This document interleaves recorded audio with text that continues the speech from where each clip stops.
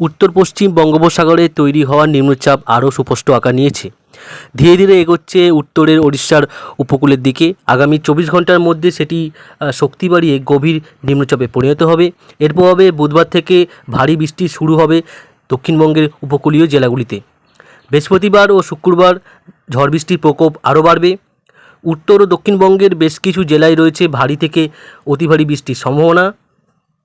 বুধবার সকাল থেকে কলকাতার আকাশ মেঘলা। বেলা বাড়লে কলকাতা সহ দক্ষিণের জেলাগুলিতে বিক্ষিপ্তভাবে ঝড় বৃষ্টি শুরু হতে পারে।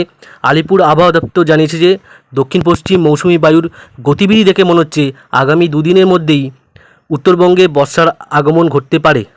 বুধবার ভারী বৃষ্টির সম্ভাবনা রয়েছে উত্তর ও দক্ষিণ চব্বিশ পরগনা এবং পূর্ব ও পশ্চিম মেদিনীপুরে। কলকাতা সহ বাকি জেলাগুলিতেও বজ্রবিদ্যুৎ সহ ঝড় বৃষ্টির সম্ভাবনা। কোথাও কোথাও বৃষ্টির পাশাপাশি ঘন্টায় 30 থেকে 40 কিলোমিটার বেগে ঝোড়ো হাওয়াও বইবে। বৃহস্পতিবার 10 জেলার ভারী বৃষ্টির পূর্বাভাস রয়েছে।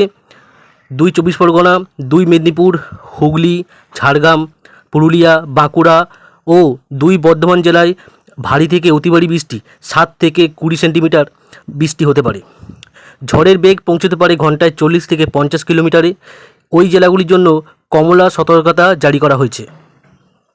অন্যদিকে উত্তরবঙ্গে ঝড় বৃষ্টি শুরু হবে বৃহস্পতিবার থেকে। বুধবার সেরকম কোনো সতর্কতা না থাকলেও বিক্ষিপ্তভাবে 2-1 জায়গায় বজ্রবিদ্যুৎ সহ হালকা থেকে মাঝারি বৃষ্টিপাত হতে পারে। বৃহস্পতিবার থেকে জলপাইগুড়ি, কোচবিহার, আলিপুরদুয়ার ইত্যাদি জেলাগুলিতে ভারী থেকে অতি ভারী বর্ষণ শুরু হবে। শুক্রবার থেকে দুর্যোগ শুরু হবে উত্তরের বাকি জেলাগুলিতেও। এর জেরে উত্তরবঙ্গের পার্বত্য এলাকায় ধসও নামতে পারে বলে জানিয়েছে আলিপুর আবহাওয়া দপ্তর। নিম্নচাপের প্রভাবে চলতি সপ্তাহে বঙ্গোপসাগরের উপকূলের কাছে সমুদ্র উত্তাল থাকবে।